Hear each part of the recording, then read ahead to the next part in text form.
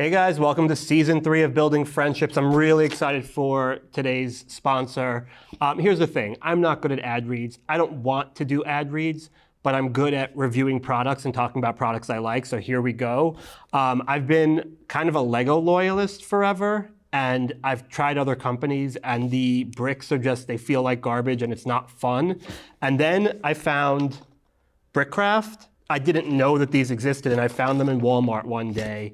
And they are actually great quality, and they are licensing some pretty cool stuff. So these are the MTV sets.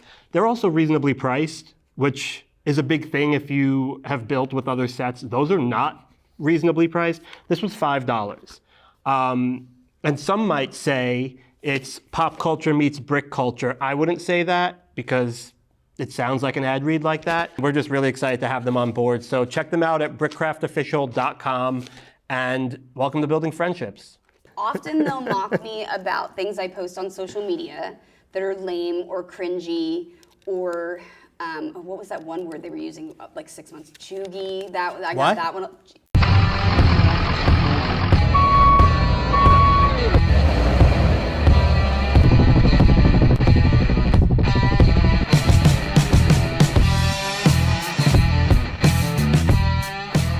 Welcome to Building Friendship Season 3. I'm still a terrible host, but I am your host, John Sosis, and we're going to try and get through an intro without having to record it again, but you know how this goes. My guest today, love her to death. You know her from a little show called Full House. I can't speak. You know her from a little show called Full House. You know her from her podcast, How Rude Tanneritos. And you may have seen her live show, Family Dinner, which is now at the Bourbon Room. You can catch it April 25th. That's in a couple of weeks. The one and only Jodie Sweetin. Hey! How are you, bud? I'm so good. I am so excited to finally be doing this show with you as a fellow Lego lover. And I was going to ask you, we're going to get to it, but how long have you been doing Lego for? I have been doing Lego since I was a kid. Okay. And a couple of years ago, I got back into it. I had a foot surgery, so I was like in bed, and I think I was like hitting, and I said, I'm starting to build Legos again, and you were like, be careful, it's addictive, and now they're everywhere. It's a problem. But yeah, I definitely did it as a kid, and now have gotten back into it as an adult, and I find it really meditative. It is the thing for me that I go out to my office, and like when I'm done with all my work, I'll sit out there and put a science podcast on and just nerd out and build Legos. That's exactly my use. As an adult, you start to realize how expensive it is. Yeah, we've been there, but that's the thing. I'm like, woo. Well, we're going to get to our sets. Okay. So the cool thing is our sponsor for this episode, love them to death. You can check them out at brickcraftofficial.com, and they have these cool licensed MTV sets that we're going to start. We're going back in time today. So you're going to be doing the... I'm doing one of the mixtapes, the MTV mixtape cassettes. Yes. Which were a vital part of childhood. Once you finish that, we're going back in time to the Polaroid camera. This one is so cool. It's just, I recently built the typewriter. Love it. Which is like, if you haven't built the typewriter, it took me a while, but it like the buttons move, the whole thing, it goes, yeah, it was intense. But I haven't seen this one in person. It's great. Pretty cool, and once we get to that, you'll see the Polaroid photos it comes with. It's a pretty cool set, but I am loving these MTV sets because... Oh my God, I didn't see the little Blue Man is on an MTV thing. It's That's a trophy. So cool. Yeah, so you're gonna get all of these to take home and build because we're not finishing them today. Oh, that's for sure. Yeah, these sets are great. These are $5. I've never seen really? anything. Yeah, these are $5 each. This is $25. So like, I fell in love with it, and I was scared it was gonna be poor quality, like Mega Constructs, and I'm gonna trash Mega Constructs because they're terrible.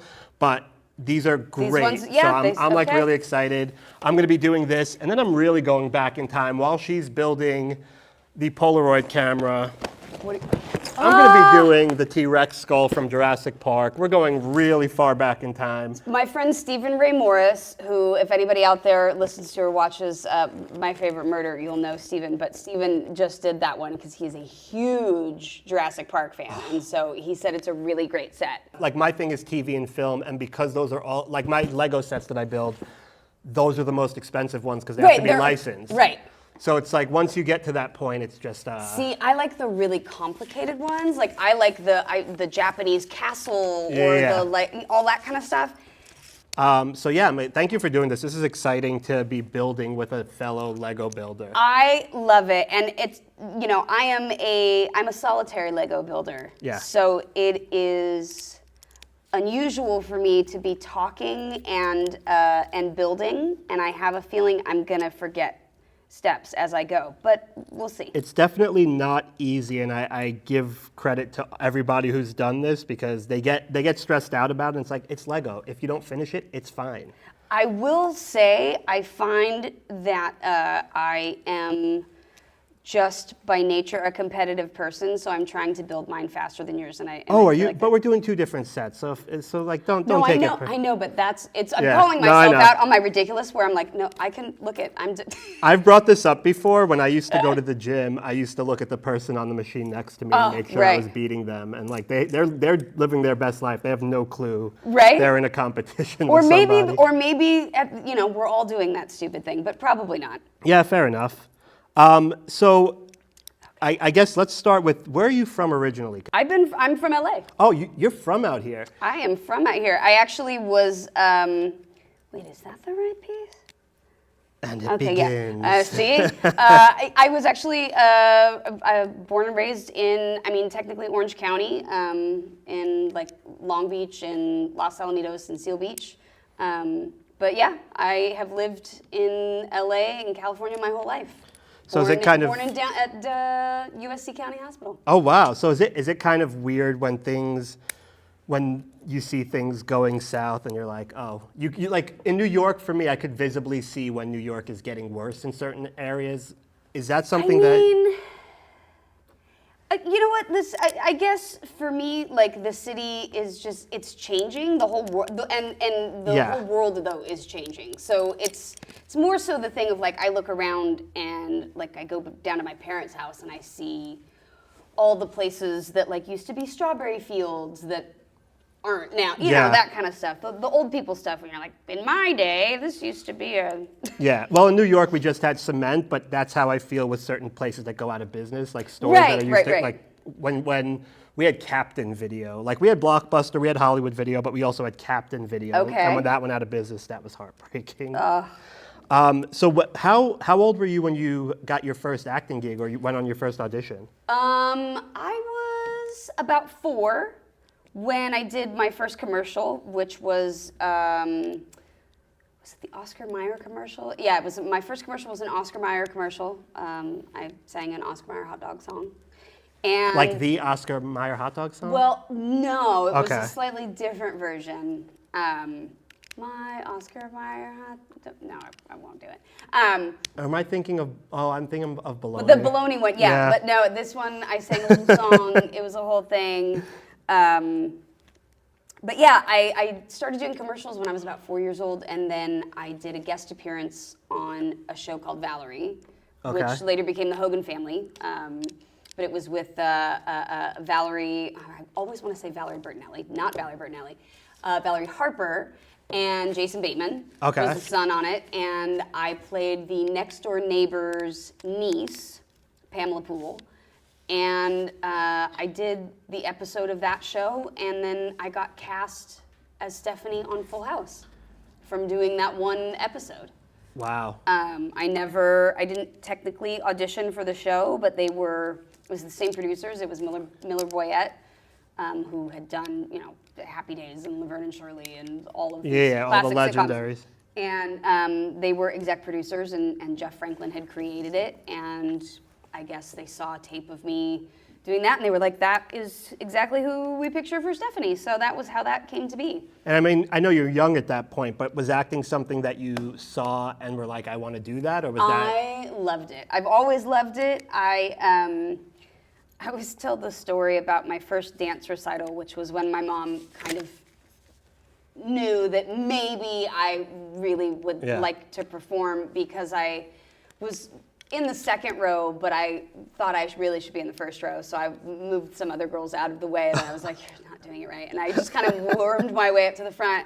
And, and then there was hilarious laughter, and I was like, oh, this is fun. Oh, no. And my mom was like, okay, so, let's get you into some performing or whatever. And it just kind of took off from there. It was, wow.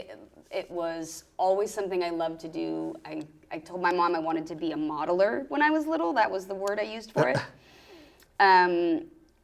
But I always loved performing, and I still do to this day. And I'm incredibly fortunate that I get to do what I love. Yeah. I've been in this business for 37 years. Which is crazy.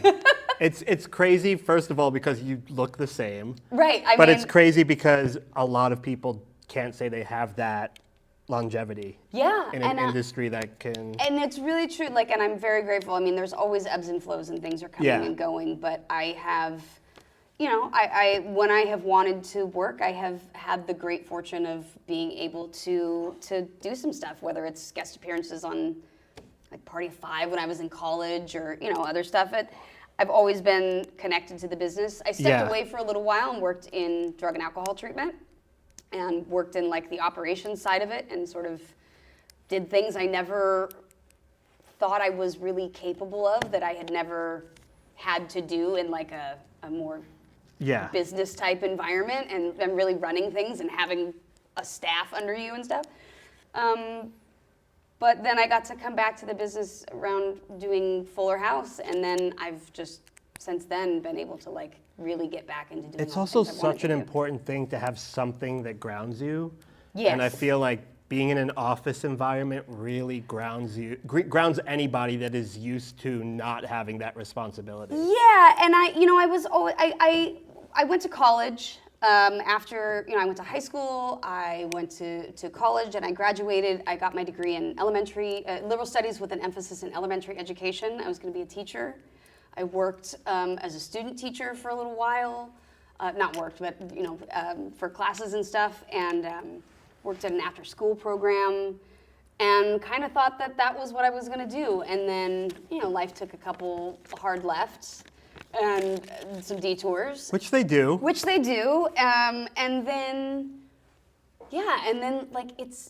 I decided to kind of just point myself in a different direction, and worked in treatment for a while, and found that I really loved that too. Yeah. And then I was really fortunate to get to come back, and I don't know, I feel like I've gotten to do a lot of things in my life that I really enjoy, and that I have been really fulfilled with. So. Yeah. Yeah, no, I think one of the problems you beat me, damn it. I did. I didn't want to bring it up, but I have finished trust me, I noticed. the boombox, and I'm getting ready. This is why I know. This is why I can't talk in Lego, see? But talking... Well, that's why it's not a race, because I knew this would happen. I know. Well, I don't want to and it's also disappoint talking anyone. is sort of the point of being here. When you're a kid working on a set for that, I guess you had limited hours, but you were working a lot, obviously. You went from a show to a commercial to a show to a show. Yep. What do you do as a child to get your brain just even keeled? It's funny. The older I've gotten, and the more I've sort of learned about myself, I don't know that my brain was ever even keeled. But I was a voracious reader. Okay. As a kid, I absolutely loved books. I would go through multiple books a week. All of the Babysitter's Club and all of those kind of books. But I loved to read, and that was the thing for me that I really found a lot of peace in. So yeah, books, Legos, what else? Dance, for sure. Can we talk about Motown Philly for a second? I mean, were you feel terrified? Like we would be remiss. No, I was a dancer. Those were all. I know, but now you're doing it. I feel like dancing to some extent is you have to be in the room, and now you're doing it on TV. Did that even hit you at any point? No, because I danced. I would do performance recitals and stuff like that, and the girls that I was dancing with were the girls that were in my dance, that went to my dance studio, that I danced with, in competitions and stuff. So I was a dancer, which was why Steph was a dancer. They've just they made it so that it was easy to kind of tie in what we were actually into the things that That's our like characters were into. cater to her skill set, Yes. and then it's not a big risk in terms of what we need to do. Exactly. How old were you at that point? At that point, you must have been in your mid-teens, right? Yeah, I was just finishing 8th grade and heading into high school, and so it was a weird time of my life. I mean, which 13, 14, I mean, freshman year of high school is a weird time in everyone's life. Yeah. It's just weird. Were you in a real high school? Were you going to a real high? Okay, so I went to a normal school in the morning and then worked in the afternoon. So I went to public school. Oh wow. And a couple days a week I was fully tutored on set just because of like how many hours you could work and stuff. But yeah, I always had a connection to real life outside in Orange County, outside of LA and the business and all of that. Like most of my friends growing up were normal kids that I just went to public school with, you know. But yeah, it was around 13 when the show ended. It was a huge adjustment, and I think only just now am I kind of realizing that, you know, like how much it affected me at 13 and what that adjustment was. But that also I'm really glad that I did at least get some of that normalcy of high school. Did you know that, like, did you see it as a failure that the show ended, even though it went all those years, or did you realize like things have to come to an end in this industry? Oh no, yeah, I definitely saw it as things come to an end, and that was something that my parents always really reinforced too. You know, my parents were always like, look, this is, you know, you're on a show right now, but like this isn't forever. And they, not like in a negative way, but just in a way to, as a reminder that like, look, reality check, this is great right now and, you know, you're on top of the world, but this, you know, shows don't last forever and things will change. And so I always kind of knew in my head, like I had that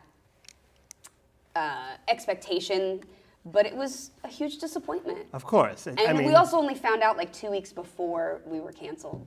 There was a lot of talks about going to the CW and going to different networks, and oh wow. And then we found out like at the last minute that that was going to happen. And you grew up with these people, so it's like you have to understand you're adjusting to never seeing these people in the capacity that you did. Exactly. It was, you know, I didn't realize it at the time, but it was a huge like grief loss moment. You know, it was a big shift. It was, of course, now I can sit here with hindsight and be like, oh, but I didn't have to get that upset because, you know, it turns out I'm going to know these people all of my life. But at that moment, you know, I didn't know that. I thought I was losing sort of this family that I'd been with really consistently for 8 years. But yeah, it was a lot, I think, as a kid, but also I enjoyed it so much and I needed that kind of activity and stimulation and interest and stuff going on that I think it was honestly really the best scenario for me. Yeah. Did you have a plan B? Okay, this show is going to end. I expect to get more work because that's been happening so far, but if I don't... I was like, I'd like to get more work, but then I also kind of had this thing where I was like, I mean, do I want to work or do I just want to do this because it's all I've really done up to this point and I don't know. So I think that was also a big question for me at like 13 years old, was like, I don't know, is this my future? Is this my life? Or is this just what my life has been until now? Yeah. But turns out it's going to stick around a while. Which is not a bad thing because... Not a bad thing at all. You don't realize that eventually streaming's coming along and you're going to get to work with all those people again. Things we would have known, right. Were you the cool kid in school or were you the nerd on TV? Like, I hear both sides of it from people who were... I don't know. I feel like the second you're like, I think I was cool, that means you were definitely not cool. I don't know that I was cool. I mean, I kind of had friends everywhere. I was, and always have been, one of those people that like, I can kind of hang with any crowd. Yeah. Like, and be okay. So I had my friends that were like the cheerleaders and the football and the, you know, whatever, those people. You were cool. Well, You no, were no, no. cool. But then I was like, then I had my friends that were like the musical theater nerds and Got the it. theater kids that were, like kind of nerdy and off on their own and would walk through the hall singing. And like I was a theater kid too. Yeah. So then I had my stoner friends, and then it was like, I wanted to. You had I everybody. had everybody. But look, I finished my first one. There you go. I mean, Oh, no, look how cute. no stickers yet, but you're close. Wow. Don't get cocky. I'm not. The attitude. But yeah, it was weird to be the kid on TV, particularly at a school that wasn't full of kids that were Yeah. on TV. But I also just liked being a normal kid, and I really didn't want to give that up, Yeah, no, and it always amazes me that kids are able to even do that when they're young, because it's such a, like, you don't realize I guess it's easy for them to give it up because you guys don't realize what you're giving up to do it. I mean, honestly, I think about it now, and I always wonder, like, well, for one thing, I don't know that I would want to do it, like, start today. Interesting. I thought you were going to say if you could go back, you would probably wait until today. No. Okay. No. Why? I think that the business today is so miserable because of social media. Okay. That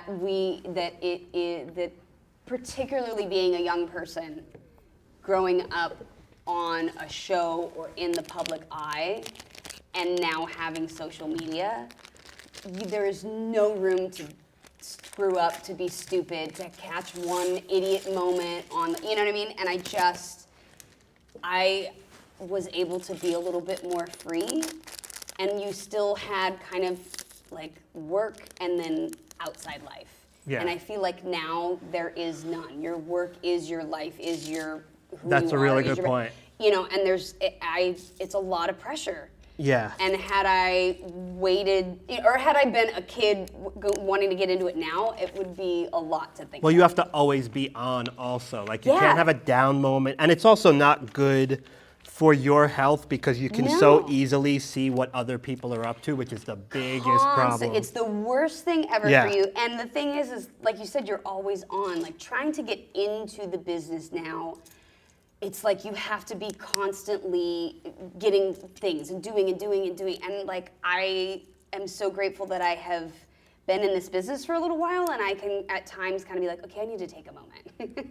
Because I think we can burn ourselves out like really quickly. People don't realize how easy it is. You could be going at your own pace, but to burn out, it can happen in the snap of a finger. Oh yeah, yeah, and I think now so just because of the expectation that you're supposed to somehow be available at all times, document all of the things you do. And it has to be positive, and it has to be, you have to be happy. Positive, you have to be has to say the right thing, and it's a lot of pressure. It's not the real world either. It's not. And so I really remind myself of that a lot, where I'm like, that's not real life. It still blows my mind. You have teenage daughters. I do, 13 and 15, almost 16, well, let's see.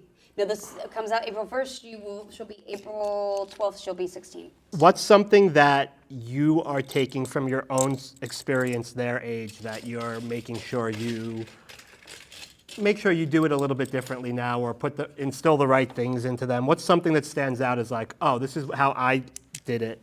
I'm going to make sure they do it differently or better. I definitely give my girls, for better or worse, a lot of freedom of expression.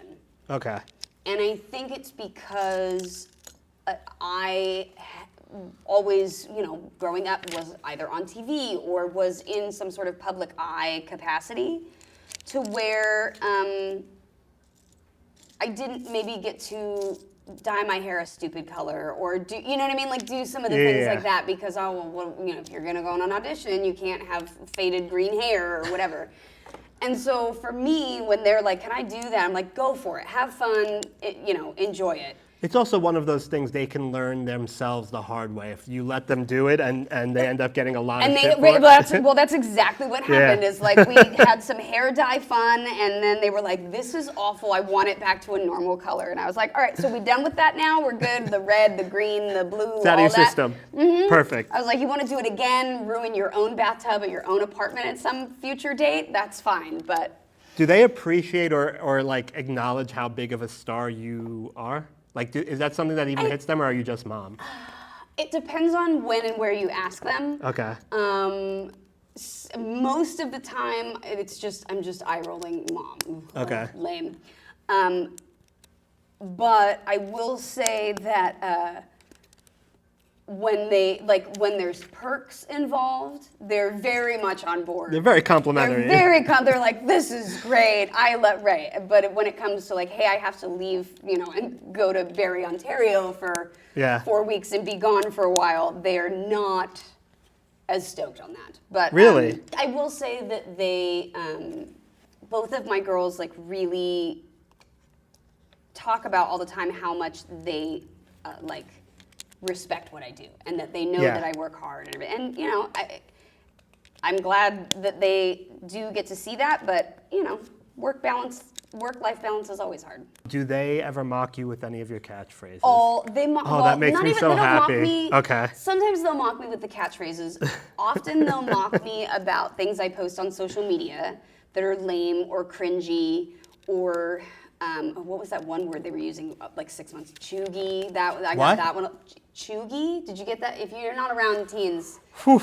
And that's like 6 months old now. It's not even a language anymore. That are now like going, nobody says chuggy anymore.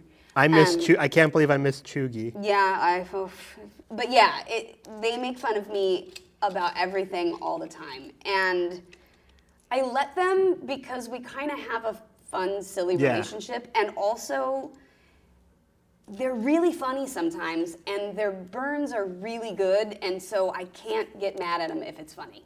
Yeah, but it's not. That's always my rule. I'm like, look, if it's funny, I'll let it slide. Yeah. If it's just mean and not well thought out, no, then you're getting in trouble. It's not coming from a place of disrespect. It's more of like, yeah, exactly. Yeah, we're They gonna give mom make fun some of my shit. hair. They make fun of my clothes. Just everything is, man. Mom is super lame. Okay, so you're on a hit TV show. Years pass, and now we're gonna revive this TV show. Yeah. What was that like? Like, what was that conversation like? Were you all for it? Were you like, let's see what this? No, we were actually on board with pitching it, and we were in the meetings and everything from the beginning. Because you were a producer on it, right? Or were you just? I was not a producer on it. I think Candace might have been in the later seasons. Okay. I directed an episode. But it was, me, Candace, Andrea, John, Stamos, Jeff Franklin, and Bob Boyette all had started meeting at various points to get together and kind of figure out how we were going to move it forward. But we were there for all the pitch meetings. We were in there. It was me, Candace, and Andrea, and John, and Jeff, and Bob, Bob Boyette, in there trying to sell Fuller House. So yeah, it was, and it took a while. It was definitely not like the first meeting. People were like, you got a deal, you're sold. They were like, maybe. Which is kind of crazy to me because it goes to show you how out of touch the industry is, because it went multiple seasons and it was a hit. Wild because, we knew that it was going to be popular. Yeah. Like when we would go into these pitch meetings, we were telling people, we were like, I promise you, there is a huge audience for the next generation of Fuller House. And they were like, well, we don't. And we were like, I promise the audience is there. And when we finally got to do the show, it was amazing how loyal the fan base was and how excited people were for this to come out. And also, I meet people all the time. There was a woman at my Pilates class today who was like, oh my gosh, I grew up on your show, and now my kid watches Fuller House, but that's all that he knows. Yeah. And she's like, so then we got to go back and watch the original together, and, They get to see you as a child. And it's just such a weird, the ability to do that is something that I don't think we've ever really done. Well, I would say Fuller House was the start of the IP revival. It absolutely- Everybody's doing that now. Yep, it And really, they really shouldn't be. was. It really was, and we knew it would. We were like, I just have a feeling this is going to be really successful. And so when we went to, different networks, ABC Family and Nickelodeon that passed on it, we were like, they were like, we just don't know if the audience is there. And now it's like that's all people want is let's bring back the things that feel familiar and the thing that we all grew up on or whatever. And it was Netflix, right? It was Netflix, and yeah. that makes total sense because everybody that grew up on Full House was now subscribing to the next big thing.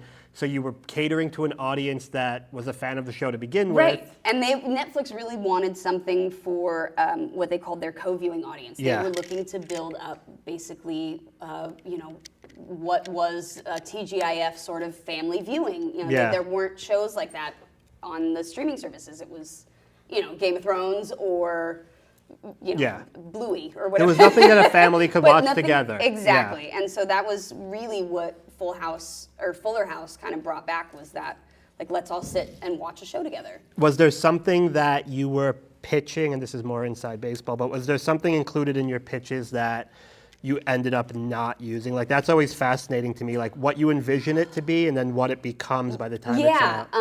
Originally, I believe Kimmy owned a bakery. Okay. Gibbler's Nibblers or something was, I think, what it was going to be. But I think we all were like, I can't say that without, So it was like, please don't do that. But I think originally Kimmy had, instead of being a party event planner, she was a baker and had Gibbler's Nibblers and... That's amazing. What else was she? There were other things. And I've never met Andrea Barber, but she seems like she's just down to clown. Like she seems awesome. Like she will just... She is so wonderful, and it's so amazing because if you meet her, she is absolutely nothing like Kimmy Gibbler at all. Yeah. She's like has always been incredibly smart and brilliant and kind of quiet and more reserved. But when Kimmy comes out, it is, and she talks about it now, she's like, all of my inhibitions get to be dropped and I just get to be this weird, fun, wacky character. And it's so much fun to work with and to But you also have to be so good at it to make that character not cartoony. Like it's such a wild character that if it's not played by the right person, it is a cartoony mess. Yeah. And she nailed it. She really did. It was, Kimmy was her own weird person. And the thing that she hears all the time now that she loves from fans is how many people tell her about how Kimmy was kind of weird and whatever, but she loved it. She owned it and accepted herself. And how many people tell Andrea that to this day, Kimmy taught them how to really love themselves for the individual that they were and all this. And Andrea was like, at the time I was just embarrassed to be wearing these stupid outfits on television, but now as an adult I can see like what that character really meant. So you guys come back and Bob comes back, like all the original cast, short of the Olsen twins, Mary Kay and Ashley, they all come back.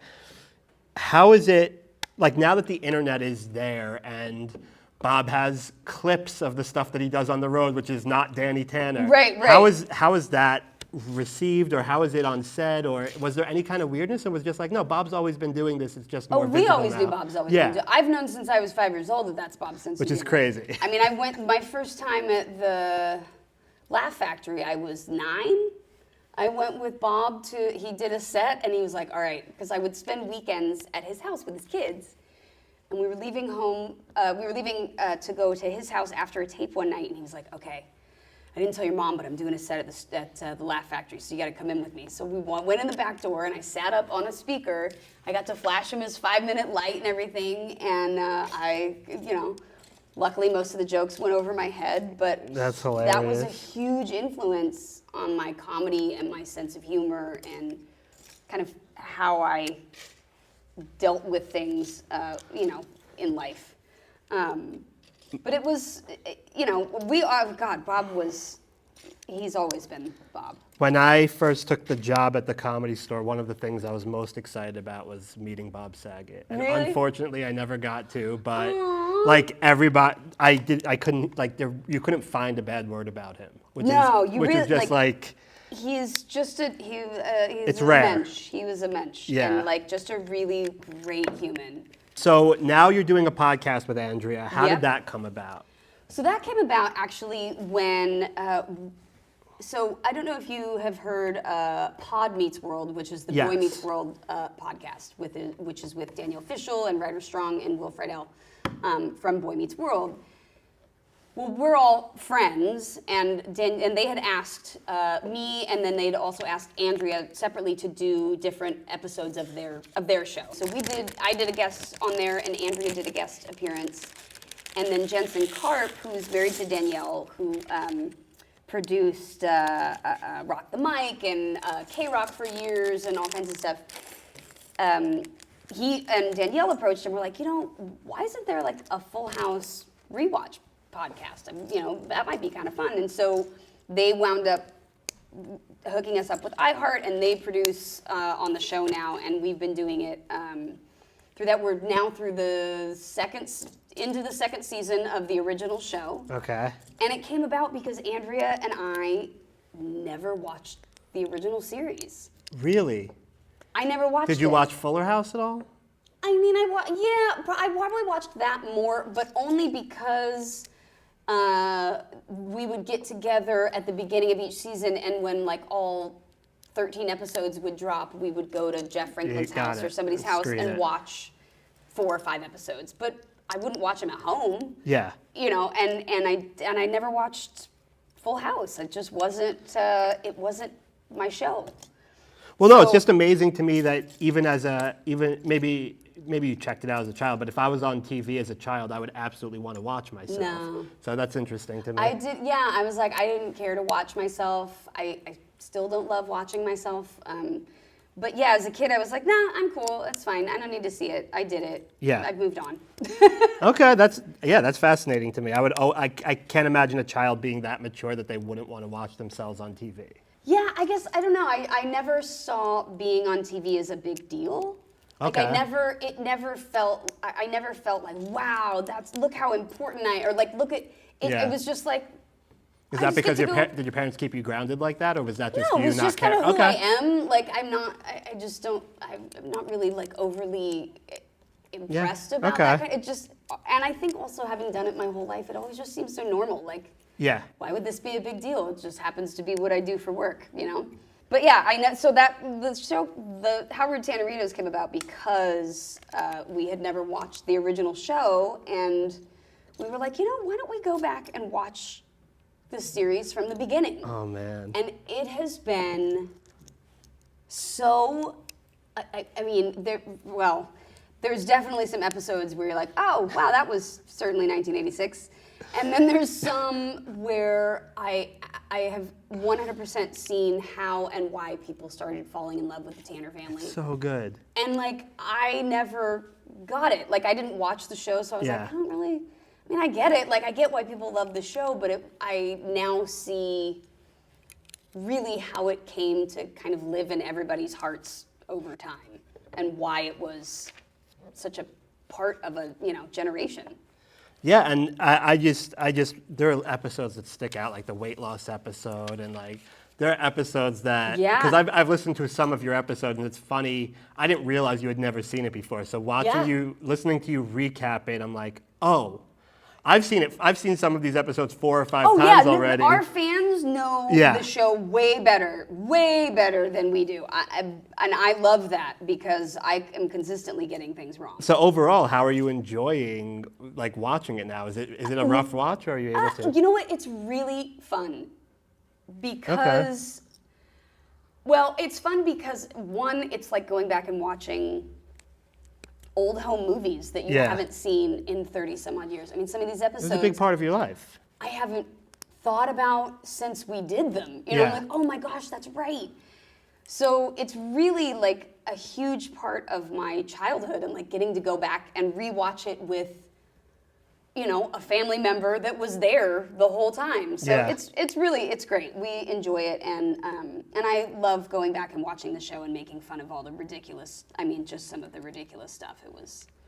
There's some wild things in the land of Full House. And I mean, what's also great is you've kept in touch with everybody, and they're just your family because you spent a good chunk of your developing life with them. I mean, from age 5 to 13, I was with them, 9 months out of the year, 4 days a week, all day. It was that was my family. That was who I grew up with, really. Which is, I mean, it's hard to just completely disconnect, even if a show gets canceled. But then you had a second go around where you spent time with these people as an adult, which was so fun. It was, it was like coming back to.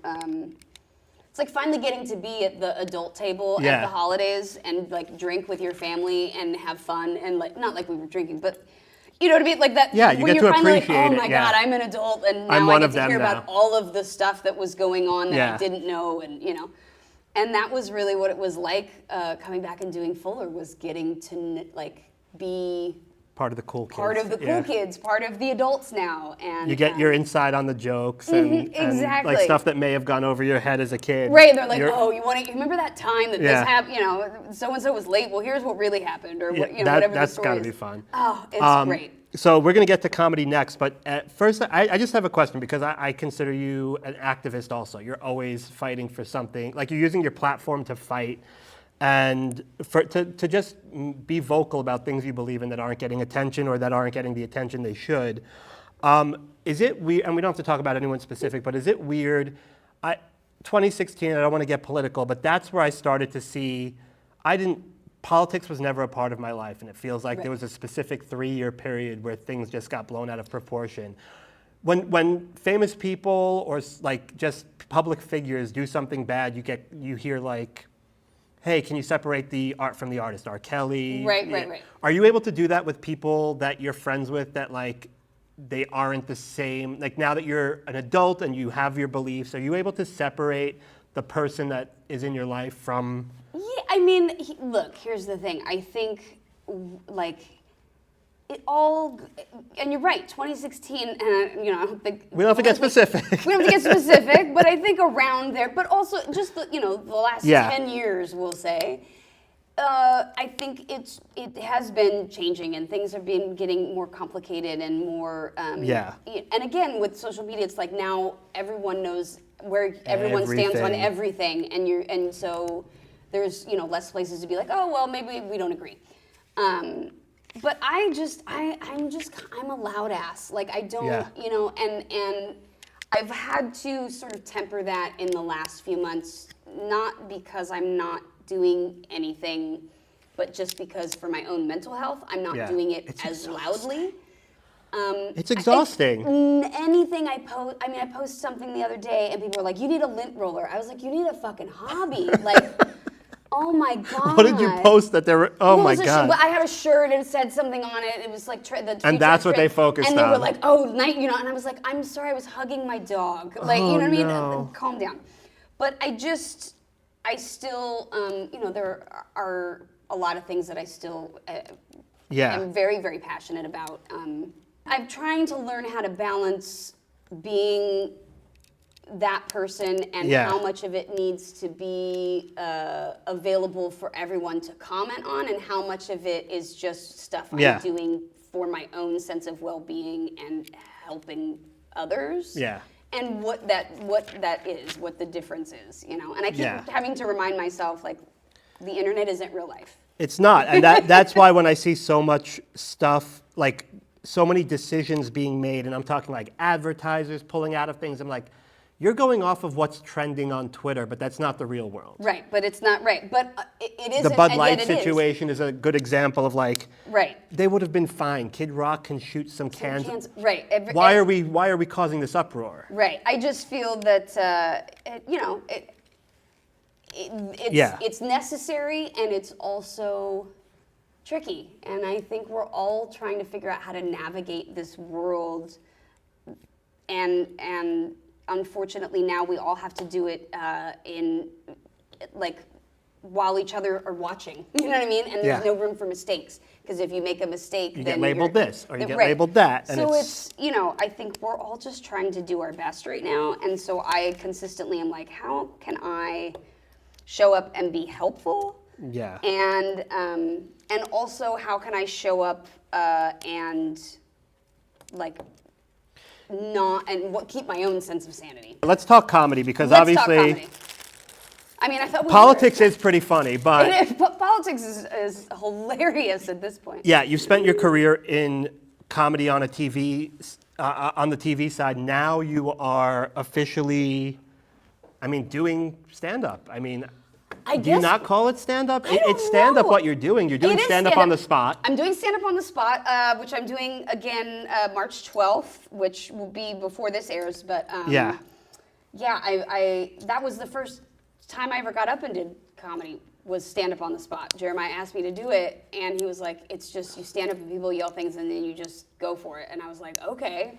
And what'd you think? It was great. I loved it. There was no prep work. That's my downfall. They lose you at prep work? They lose me at prep work. And so it was really fun. And I don't know, it was always something that I loved. I loved comedy. I grew up around, comedians. I always loved making people laugh. Yeah. And it was something that just kind of came naturally, was, being, I don't know necessarily the class clown, but just always kind of the one, cracking wise ass remarks and whatever. And, I just finally, it was around the time of Bob passing, and I had gotten, somebody had asked, like, hey, would you ever want to do stand-up? And I just thought, you know what? And I think I was kind of inspired by, this sudden loss of Bob. I was like, what do you have to lose? Nothing. Like, to try something? Nothing. So what? Try it. And I did Jeremiah's show, and then Mike Binder asked me to do a quick set for him opening at the Ice House. And I did another set somewhere else. I can't remember right now. So you're doing stand-up. I guess. I mean, you're doing stand-up. You know what? I don't know what it is. You're performing. Light. Yeah, you're performing, but I mean, maybe you don't want to call it stand-up because you just. No, you know what it is? I have such huge respect. That's what it is, and you don't. I have such huge respect for comedians and stand-up artists, and the writing and the prep and the brilliance that goes into it. It's funny because when I started doing it, I actually called up Mike Binder and I texted him and I said, okay, I got to ask you a question. And he was like, what? And I was like, okay, like can I do, am I allowed, if I get offered to do stand-up, it's not weird, jumping to the front of the line, he was like, stop it, just stop it, you can do this. And I was like, I don't want to step on anyone's toes. No, but it was a respectful thing to ask because it's a very bitter, angry community. That is also what I was like, I don't want to come in here and piss anybody off because I also know that the comic world is very small. Yeah. And I have great respect for them, and I know I'm not coming in to hustle and tour and do, make stand-up my primary thing. Yeah. But it's something that for me is a skill that I'm learning to hone and do because it helps me. I love hosting stuff. I love hosting comedy. I love, doing all these other things, hosting podcasts and You do comedy. Yeah. In the general sense, you do comedy and stand-up is just a wing of that you're getting into. Yes, exactly. Because you are who you are, you have the benefit of being able to be put on a show. And comics who complain about that, first of all, they're probably not good comics if they think that that's a threat to them. Right. But second, you have the ability to bring in an audience. Well, I'm an industry plant. Oh, that too. Is that the new thing? Like Bobby Altoff, you're an industry plant. No, it was Cat Williams and his whole thing. Everyone's an industry plant. I'm just going to say that to not saying he's right or wrong, but that's just my answer to everything. Industry plant. Yeah. This person got successful really quickly. Industry plant. They're plant. Yeah, they were chosen. Yes. But I have made the commitment this year to really work on writing more and like making that a focus for myself. Which is all your peers could ask for, is that you're at least trying and not making a mockery of it by just getting up and rant. Oh God, no! Yeah, I definitely. I struggled with the other part. I struggled with the performing. The writing was easy for me. I just hated being on stage in front of people.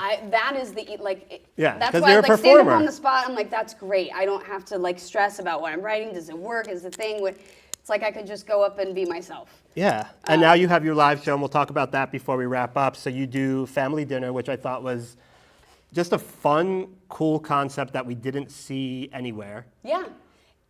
So it started out, some friends of mine, Ben Kirshner and Gil Barron, started producing this a few years ago, and then they came to me with this idea about bringing it back. And it's a panel show, and it's called Family Dinner with Jodie Sweetin, and it's me and 3 other panelists, usually stand-up comedians, and it is completely irreverent and wild, and we have a game plan of how we think it's going to go, and it never goes that way, but it is so much fun. Every comedian that has come on and done it has really enjoyed it. Our first show we had Chris Fairbanks, Atsuko Katsuka, we've had Mike Binder, we've had Daniel Webb, we've had Maggie May. I mean, we've had some really amazing comedians on there, and I have everybody bring a dish or some sort of food that reminds them of their childhood. I don't care if it's homemade, I don't care if it's store-bought, if it's a Taco Bell burrito, it doesn't matter what it is. But they have to there has to be a story behind it. And then we, wind up playing stupid games and doing all kinds of stuff. But it's really, really fun, and we have a really loyal audience that has come out to a lot of the shows, and we're hoping to potentially turn it into something, so we'll see. Cool, and your next show is April 25th? Next show is, April 25th, and Bourbon Room? It'll be at the Bourbon Room in Hollywood, and tickets are on sale at bourbonroomhollywood.com. And you can also follow me at Jodie Sweetin, and I post a bunch of stuff on there, and at FamDin Show as well. Perfect. Well, you got the plugs in. Let's see where we got on. Okay, you have the Polaroid cartridge. I have That's this. very impressive.